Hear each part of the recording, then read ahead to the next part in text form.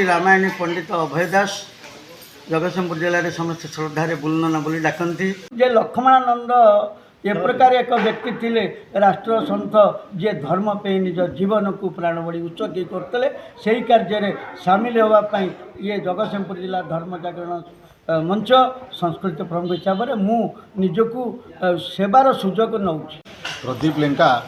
धर्म जागरण समन्वय विभाग जगतसिंहपुर जिला संयोजक आज को ठीक 15 वर्ष तले स्वामी लक्ष्मणानंद सरस्वती को अति निर्मम भाव में जलेशपटा आश्रम हत्या करागला। स्वामी लक्ष्मणानंद सरस्वती जड़े आदर्श सन्थ थिले एवं हिंदू धर्म हिंदू संस्कृति को रक्षा करने से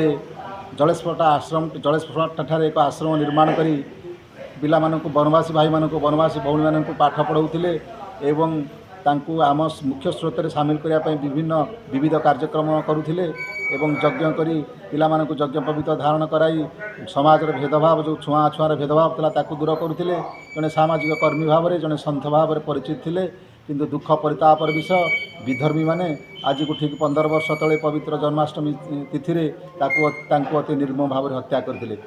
स्मृति उद्देश्य आकुमारी हिमाचल कन्याकुमारी पर्यंत समग्र देश में श्री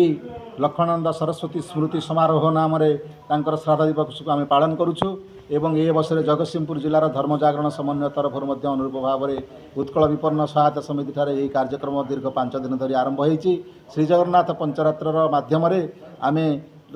श्री लक्ष्मणानंद ब्रह्मलीन स्वामी लक्ष्मणानंद सरस्वती श्राद्ध दिवस को पालन करुचु। रविनारायण पंडा धर्म जागरण मंचर जगतसिंहपुर जिलार जड़े कार्यकर्ता आमर यही कार्यक्रम दीर्घ 5 दिन धरी चली आसुअछि। आज तार पूर्णाहुति एवं उद्यापन दिवस ये सभार मुख्य उद्देश्य समस्ते एकत्रित होई कला संस्कृति को बंचई रखिबा आम धर्म आम कला संस्कृति याकू उज्जीवित करवा यार मूल लक्ष्य। राजकिशोर स्वाई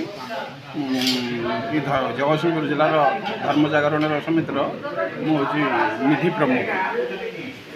मोर केवल अर्थ जोगाड़ करवा एवं खर्च करके लोक मान पाखे पहुँचेवा ये हूँ मोर काम। ये जो कार्यक्रम चल रहा है आज ये 5 दिन से जो स्वामी लक्ष्मणानंद सरस्वती जी उनका जो ब्रह्मलीन हुआ था बलिदान उत्सव हुआ था